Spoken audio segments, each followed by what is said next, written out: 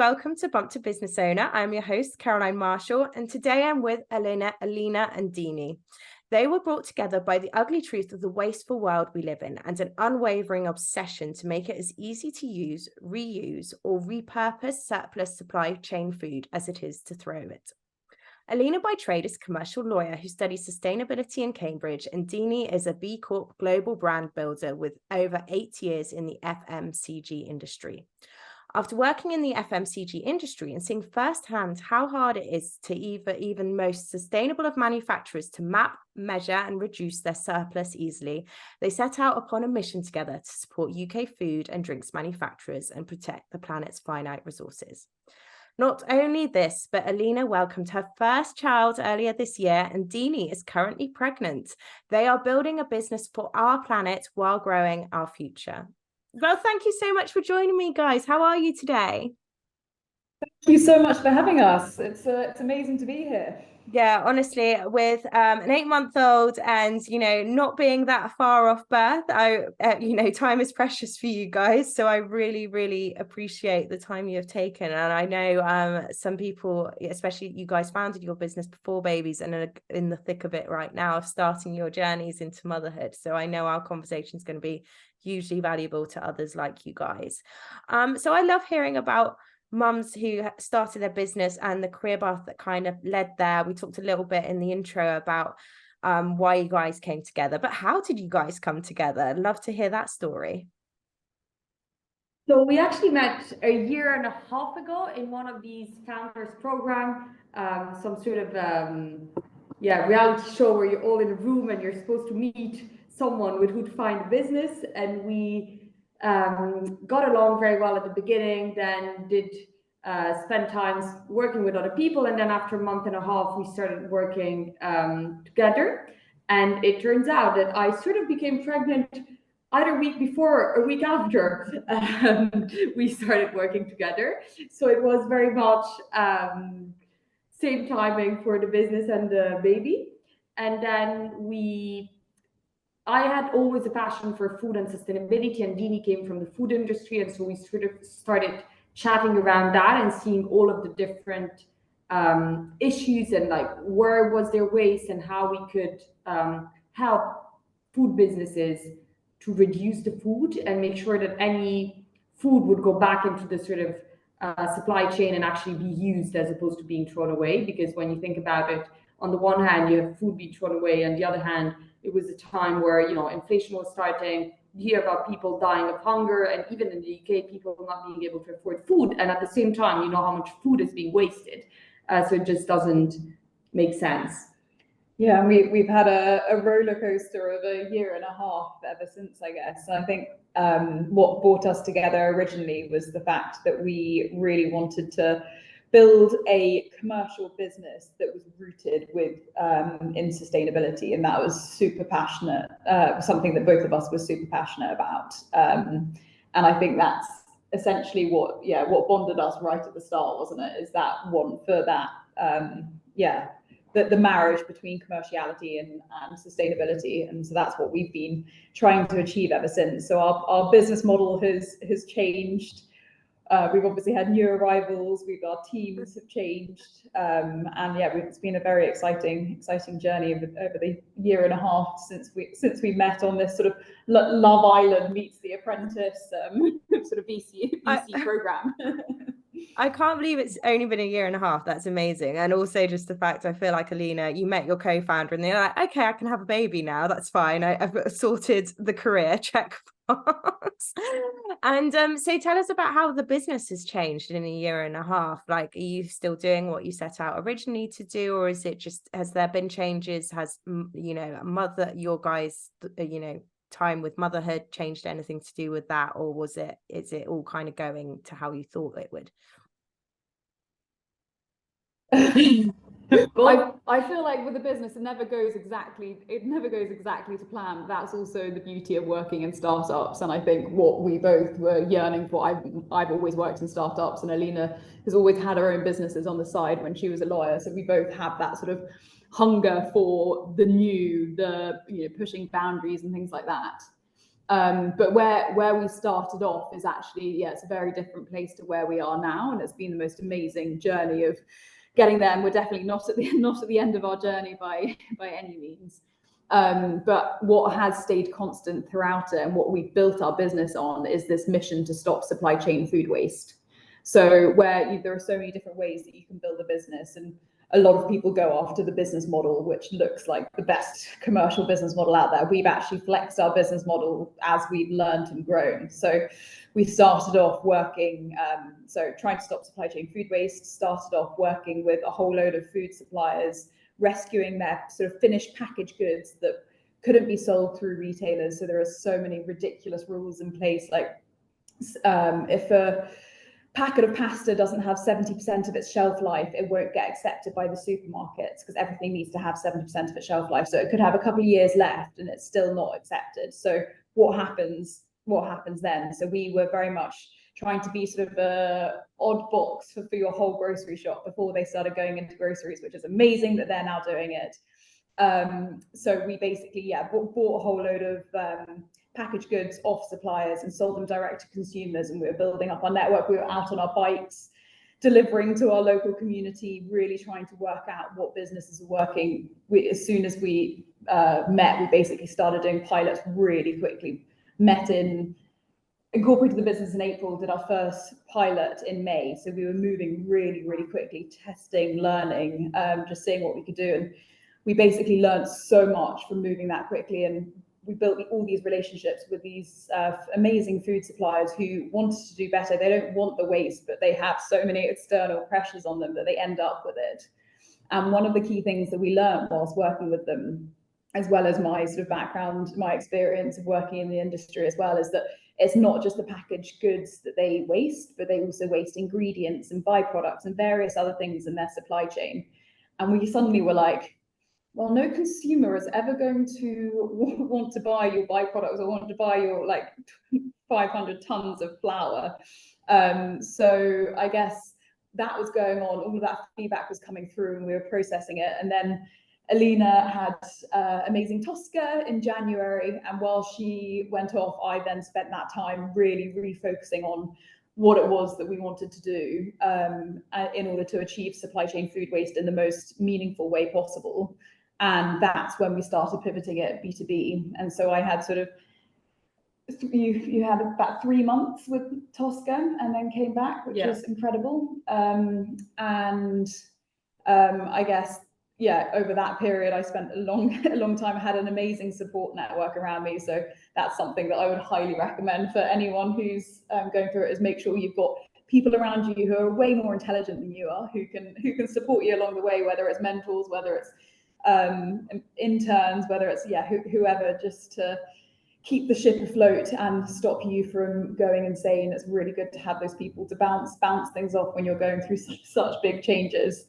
But so that's sort of when our business switched to more of a B2B model. So we ended up doing what we're doing now. So we're buying from UK food manufacturers and selling to other UK food manufacturers using tech. So we're now a B2B SaaS model versus where we were a year ago, which is crazy, but it's a very exciting place to be, and we're getting a lot of traction. So it feels like the right move to have made. Well, that's fantastic. There's so much you touched on there. It's beautiful to see your journey and just how you guys just went with it, of like what you had the mission in mind and you're in line with that, and then went from this place to the B2B SaaS. And that's and it's amazing. It kind of sounds like it happened while Alina was on maternity leave. And Dini, we actually met at networking, and it was, I think, while you're like, oh, my co-founder's on maternity leave, and that's why I was like, jumped on it. I was like, what's that like? And so and what did it really look like in practice, kind of thing? Were you a bit nervous in the lead up to it, or because it was still so new, do you think that might have made it easier maybe? I think what made it easier is the trust that we have between the two of us. And I think that without that, it would have been impossible to do. So Alina very much left being like, right, we had a conversation. So I went on a very delayed honeymoon because I got married in lockdown. So I went away in December and left Alina 9 months pregnant to do the last delivery and do all of those things. And while I was away, I was thinking a lot about the future of the business, and obviously Alina was too.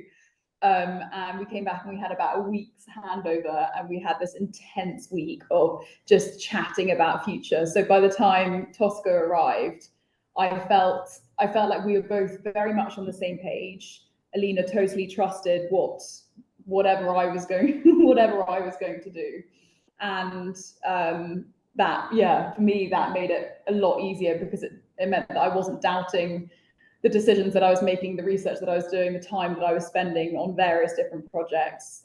So that was definitely helpful. Thank God Tosca arrived a week later. How did it feel for you, Alina, to take that step back for the first time in like your life, I'm sure, with your career, and especially when you are onto something that's so exciting for you, because this is your passion, not just your career?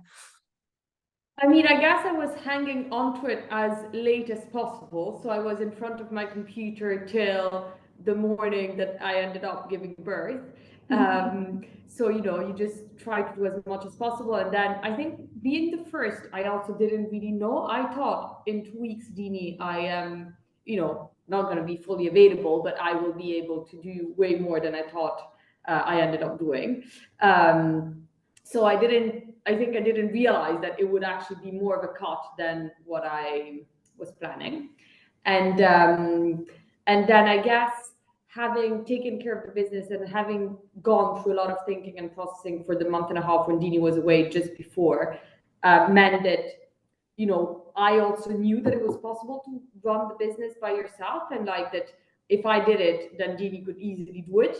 As well. So I think that also made it sort of easy, and the fact that we had that week of catch up in the middle sort of allowed us to, do a strategy for what's happening in the next couple of months. And I also think what Dini was saying about the support network, again, very important to know that I knew that she would do well, and so you're not too stressed or too concerned. And even if I try to disconnect, and especially if you've been through it, but the first couple of weeks, or I had a good birth, but a pretty traumatic post birth, ended up in intensive care. So, the first couple of weeks weren't as great as I would have thought or expected.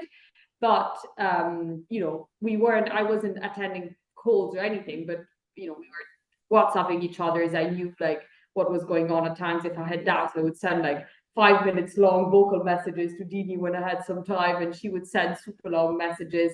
So when I had a break, I could just listen through. So I think that keeping in touch really makes you be part of the business while not being hands-on. Yeah. It sounds like you guys found a communication style that works for you, which yeah. And it definitely took a couple of weeks and a couple of conversations of, right, I'm just going to send you quick updates of what is going on, so that if you want to read them, they're there, and you don't feel like you're going to be totally lost, but also not expecting you to do anything with this information. Just take time. Yeah. And I guess, intensive care, it can put things into perspective. I've not been in it myself, but my baby has, and it really, I guess it's that little bit of perspective sometimes of okay, it's going to be a bit longer till I connect with you, kind of thing. And that and oh, sorry, go ahead. No, please. No, go on. No, I was going to say that I guess being a mom for the first time as well makes you put things into perspective, and does, sort of change the way you see some of the things. But I also believe that, everyone has different personalities. I didn't have a wow moment when I became a mom of thinking, this is totally going to change my life, and from today, I don't want to do anything else but take care of my child the entire day. So I think it's more of a, slowly you learn and you see what's going on. And so you need that adaptation time, but equally you very much, at least I very much remained the Alina I was before, super motivated, wanting to change things around me. And so it's not that you become a mom and suddenly that totally changes and you only care about being with your baby 24 hours a day. At least that didn't happen to me. Yeah. hard relate on that. I feel like sometimes people like tell you that's going to happen, and I kind of have a rant about this sometimes, because I think, like you said, everyone's different, and we'd never say in other circumstances in life this will happen to you, but it's like people seem to love telling you that with children, don't they? And no, and it's really great to share that, like, you became a mother, but your passion for your business and you what drives you didn't go anywhere. It's still there. It just will look different now. Is there anything you would have changed in how you prepared or would have done differently? I must admit, I'm not someone that tends to think about things that way. I always try to think that, you know, things go one way or the other because they're meant to be going one way or the other. I remember I was like a month and a half. I had literally just discovered I was pregnant, but I discovered it pretty late. And one of my closest friends called me to tell me she was 5 months pregnant and she had been operating her business since, like, her own startup since a year and a half. And she was like, yeah, I'm putting it in pause to get ready to, you know, welcome the baby. And I was like, wow, I'm literally just doing this two at the same time, and I have no intention whatsoever to stop anything, because I mean, that's not the way. Yeah, I don't want to stop things and then you never know what happens, whatever it is. So in retrospect, should I have done it differently? No. I think, you know, everyone prepares differently to motherhood. I'm not someone who did a lot of readings or a lot of preparation before it. And I think your guts and your instinct are in the end the most important thing. And when you read too much or prepare yourself too much, I think you think, oh, my baby, I don't know, is not eating 10 times a day, but the book I read, 5 out of 10 books say that he has to eat 5 times a day. I didn't read any books, so if it was 5 or 6, like, as long as she seemed happy and smiley, it sort of was fine. But I think you just have to do what you feel like, and I think that's the most important thing. So no one should do what people tell them to do or should copy what their friends or their mom or their sister did. Just do whatever you think is what you feel like doing and what makes sense for you. No, yeah, I hard relate with that. I think it's there's so much overwhelm with all the information, and ultimately we need it, going back to trusting ourselves and what's right for the things we birth is absolutely right. And so Dini, is there anything you would have done differently during that time? No, as in during the time that Alina was off, or during? Yeah. I don't think so. I feel like we worked it out really well, and I just feel bloody lucky that both of us we're two female founders, and we can both sort of understand what each other is going through and just have these open communications and this like underlying trust, which for me is, I feel like very much changed the way that we built our business, but totally in a good way. And it means that I think it's stronger off the back of it. It hasn't negatively impacted our business in any way, shape, or form. Like it's just amazing how you get on with it and you adapt. And actually, a little bit like you were saying about motherhood, you adapt to that. So much of it is gut instinct and things like that. And that's also what it's like to build a startup. Yes. So I love you have that. to rely You're on sharing your mother's superpowers and how that's benefited you as founders. And I just think that's pure magic. And that should be shared with the world, that, yeah, like, this is what can happen if you get two women who become mothers and also become founders. So thank you. We need more stories like this. And with that in mind, you mentioned did you do fundraising this summer? Was that something that a process you were going through? It was slightly postponed, so we're literally kicking it off now. Oh wow. In a couple of weeks. Well, we've got our first tickets yeah. But we haven't, we're still like slowly, sorry. With how is it going? Just with the stats of female fundraisers and also being mothers in your journey, it's it shouldn't make a difference, but statistically, like, I just would love to hear how that process is going from your experience. Well, yeah, I think everyone knows the statistics on they're pretty much stacked against female founders, aren't they? I think at the moment it's still less than, it's about 1p in the pound goes to an all-female founded team if you're looking at VC money. which is just totally bonkers. And I guess it's also something that drives us forward, because we want to show that you can be female founders, you can be mothers, you can successfully raise and run a business, you can do it all. Yes, things have got to give here and there, but it doesn't mean that we can't build businesses in a way that men can, I guess. Yeah. And so it's going well. Like, we haven't had any outright rejections from, that we put down to it being because we're women or because I'm pregnant. We recently did a big pitch, so we're part of this amazing program called Undaunted, which is a sort of spin-off of Imperial. I never really know how to explain it. And they basically back 15 sustainable businesses every cohort, and we're one of them. And we recently did a sort of end of year big pitch to sort of 400 investors and things like that. And we managed to pull off a first prize. So we came first out of everyone pitching, which was very exciting. And it's things like that that just really give you a confidence boost. And you're like, people get what we're doing, and people, I am pretty obviously, I'm 8.5 months pregnant, so you can very much see my belly. There's no hiding it, and I don't think you should have to hide it. But yeah, I at no stage did I feel like we were being discounted because we were women or pregnant or any of that. So I feel like so far it's been good, but I guess we are really at the beginning of the fundraising journey. So for now, we started with the demo day and have more people coming towards us rather than us reaching out to people. So I think we when you attract people, you often attract people that are attracted by you. So they are, probably already positively minded, as opposed to some of the, potentially investors you reach out to. But currently we haven't had any horrible war story to report on, let's say. Fantastic. Wow. And we hope not to have to be honest. Yes, yeah, no, and I'd love to check back again and do a follow-up podcast to see how it's gone once your guys are further in both your motherhood and business journeys.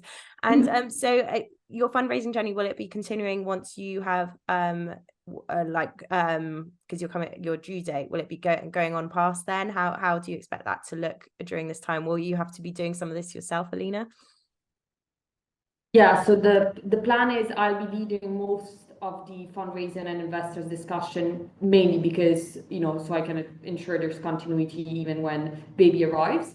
Yeah. But obviously until baby arrives, Dini will be very much involved, and, we're strong believers of our team. And so it's important for investors to not only meet with me because I'm leading the discussions, but meet both of us and really take on board the journey we're going through, and with Dini going away and all of that. And then, Dini will have to be in touch no matter what, because obviously I won't be, signing things or agreeing on deals or evaluations or any of that without having a discussions and without making sure that we are, doing the right things for our business. But that shouldn't be too complicated, hopefully. Yeah, I think the way that we see it is Alina and I both have very separate skills, very different skill sets, but fundamentally we are both people and love to sell, and we have these shared core values, which means that we sort of built our business being, we're flexible. It's not like one of us is the CEO 100% of the time. It sort of depends who's around, who's having a baby, who's not. We're both capable to do a position like that.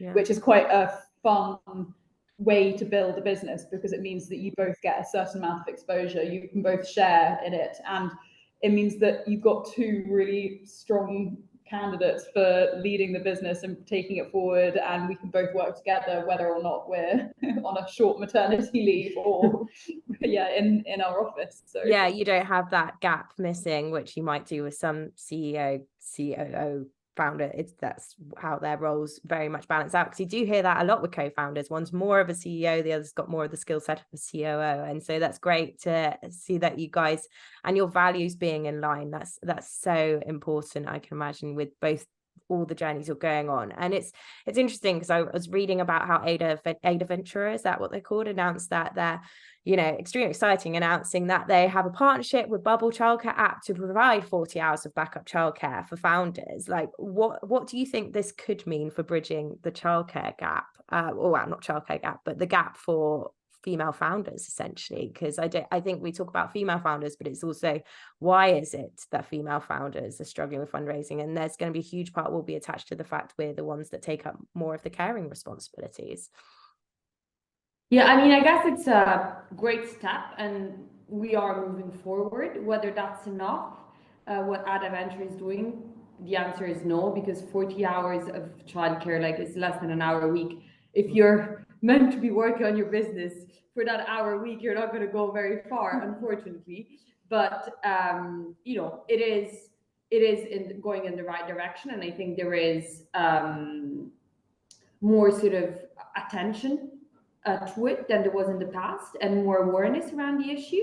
I think where it becomes very complicated, and you know, we've been through it ourselves, is especially when you start at the beginning of your journey, you're obviously not paying yourself a salary, and then, you know, you have this little thing that arrives, you take care of it, and yes, you're not earning your salary, you're taking care of it, but it's quite hard to bridge, to do the step of actually having to pay for care of your child where yourself are not getting a salary at all. And I think that sort of, especially when you're early on, it can be, and it's the first time you're paying childcare altogether because you didn't have any child before. Yeah. It can be, I think, one of the reasons why some women just stop there and don't continue, just as women just get out of the workforce.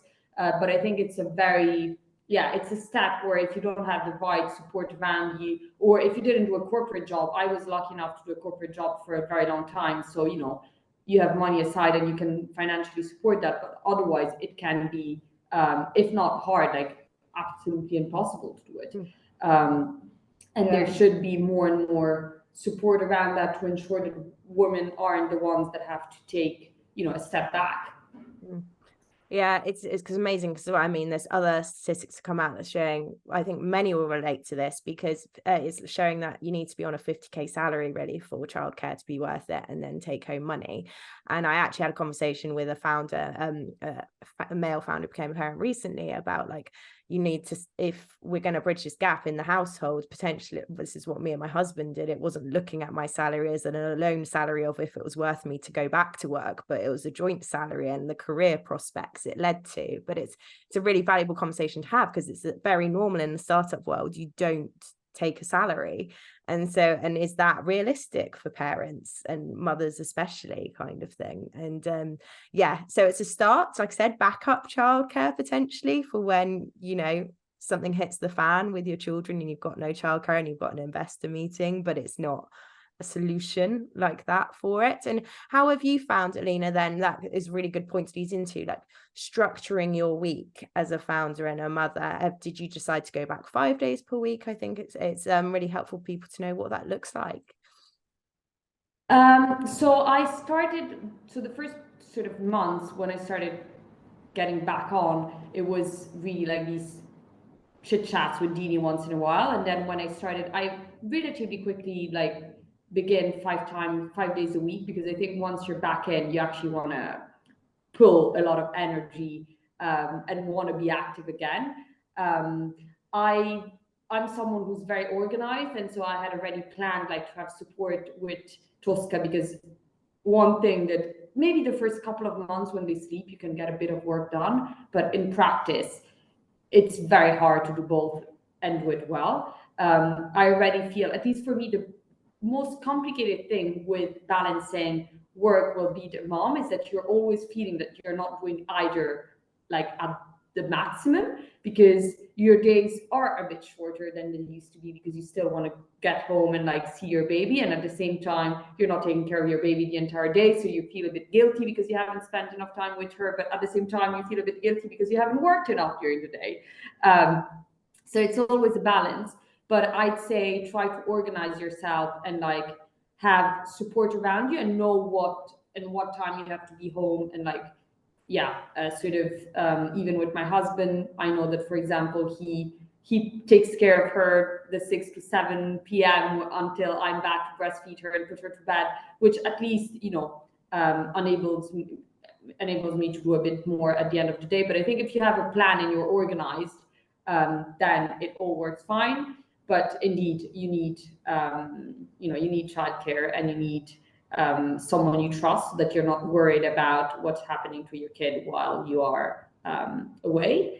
I guess. And also being realistic about it. So for example, we had a rule where we would never put any meetings in your diary before 9:30 because you had no idea exactly what time the morning feed was going to be and things like that, which for me as a co-founder partner, it was really helpful because it meant that I knew that Alina might be in before then, might not, but there was absolutely zero pressure. And it meant that you didn't have to feel like you were rushing that morning feed and then having to, you starting your day late and things like that. And I do actually think that's the one bonus of having your own business. There's a lot of downsides because of obviously the risk and the salary, etc. But you do have the bonus of it's your business, it is flexible, and you can set the rules. You don't have to be in 9 till 5. And yes, it's obviously a lot more work than that, but you can flex it, and you've been amazing at sort of leaving when you need to leave and then going home and carrying on working for a couple of hours if you have the energy to do it and things. So I think the flexibility that having your own business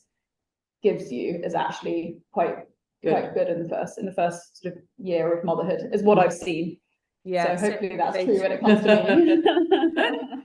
It's amazing. You've definitely been so organized, Alina, and it shows. And then also with you, like Dini, respecting the boundaries that need to be in place. Like, I mean, I'm on the school hours now personally, and it always changes. And now I only block out 9:30 till 2:30 is available, and then anything else has to be a special case. And I think that is a perk of running your own business, while it comes with the downfalls as well, is that you don't have someone just shoving in 8:30 in your calendar and you're like, I really can't get to that, or this is going to be really, really hard. And I was trying to think what I was going to say there. So we talked about structuring your week. Is there anything you have approached differently coming up to your maternity, Dini? Because your business will be at a completely different stage now. I think that's what's interesting about startups as well, is like, say you guys do maternity again, you'll be at a completely different stage of business versus now, and you already are with the fundraising and everything. So do you have a similar plan in place of how Alina came back, or are you kind of going to go with the flow for the first few weeks? I do sort of think you have to take it as it comes, and I'm quite a laid back person. So again, it's actually quite similar to Alina. Like, I haven't read a whole load and planned loads of things because there's so much unknown. So hopefully labor, etc., will all go fine. Hopefully I'll get a dream baby like Tosca is the plan. It will all be like that, I'm sure, for you. I'm putting it out there. But yeah, you never know. So the idea is to take a few months off, learn how to be a mom, but obviously be there to check in because it's a really, really important business time for us as well. So just be a bit flexible, but have also enough space to give me some downtime and work it all out. I'm lucky that my husband gets a month paternity leave, so that's also really nice to know that he's going to be there, and I feel very lucky to be so supported on that front, because I feel like that makes a massive difference. And so I think don't have any like massive plans in place, but just going to try and see how it all goes. Be fluid, which I think you sort of have to be if you work in the startup world. And then like being totally transparent, this fundraise is seriously important because there's no way that we've been not paying ourselves for quite a while, and I need to have a certain salary in order, as we said before, to pay for childcare to cover those costs. So we need to close our fundraise by a certain point in order to be able to work full time for the foreseeable future. So that is a big pressure, and it's a very weird balance, sort of leaving, I guess, Alina to do such a big thing while I go off and have a baby. But obviously I'm going to be there to support, but not in the role that I guess first assumed I would. So yeah, it's a lot of change, but it's all very exciting, and yeah, hopefully it will all go to plan.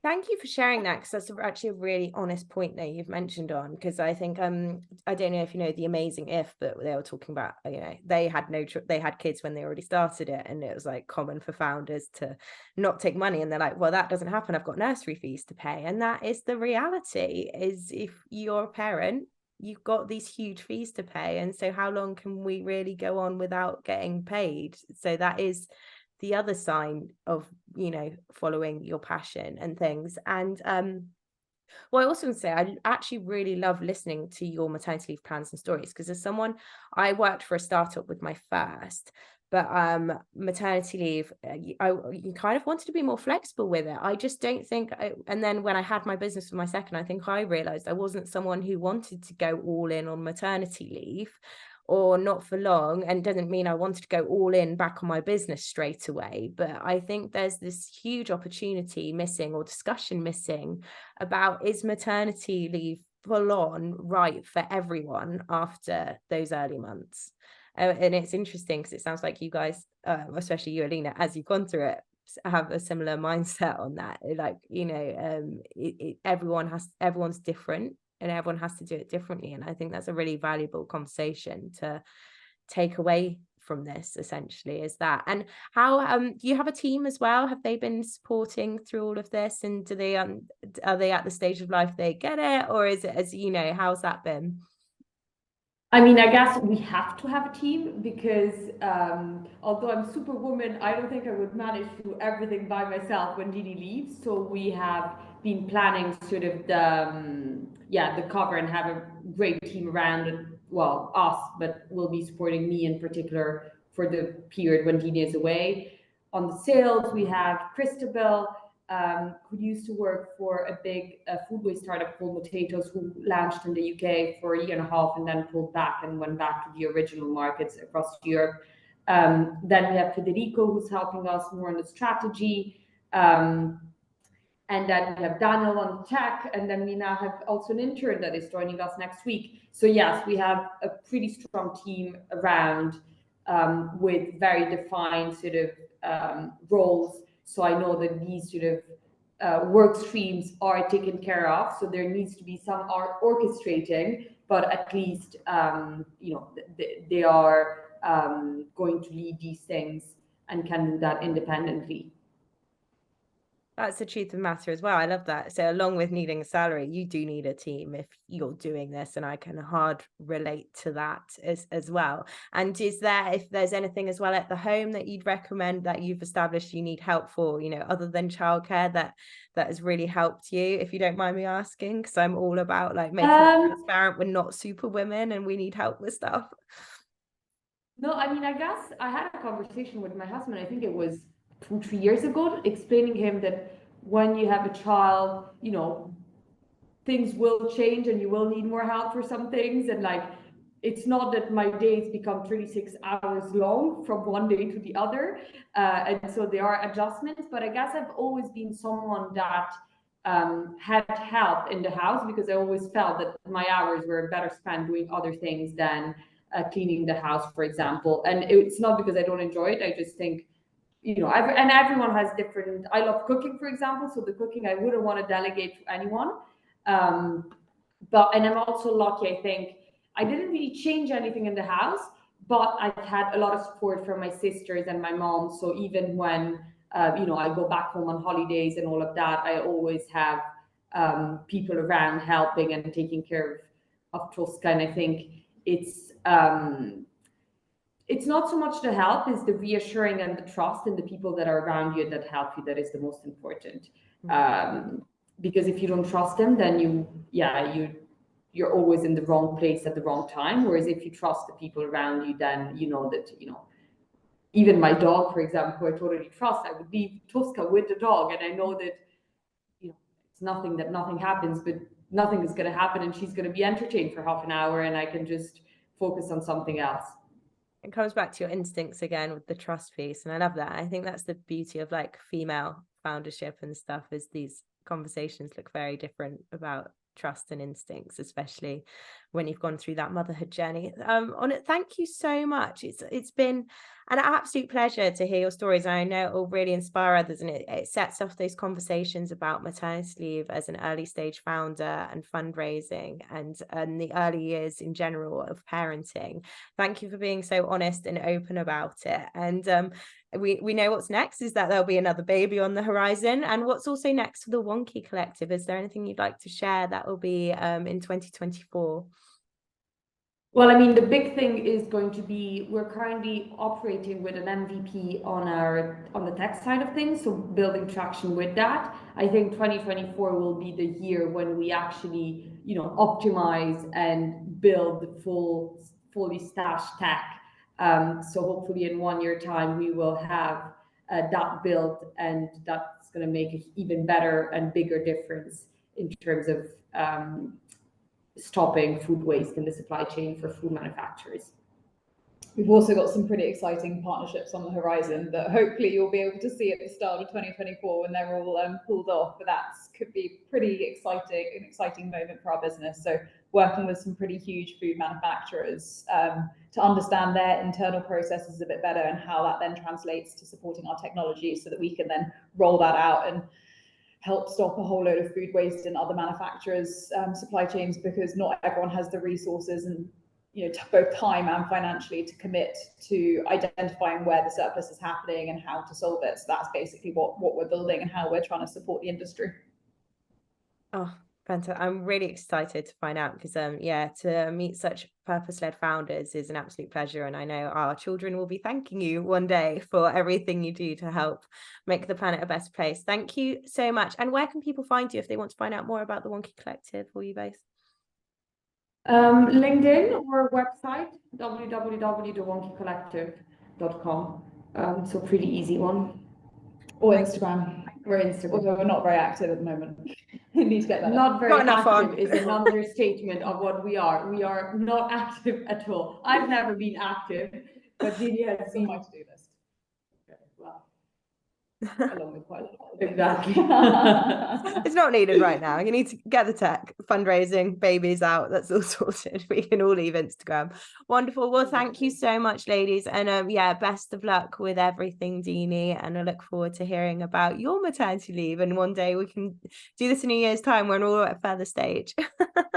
Definitely. And hopefully we'll bump into another female founder event. Be great. Love to. Right. Thank you so much. Have a good day. Thank you. Bye, Caroline. Bye, Caroline.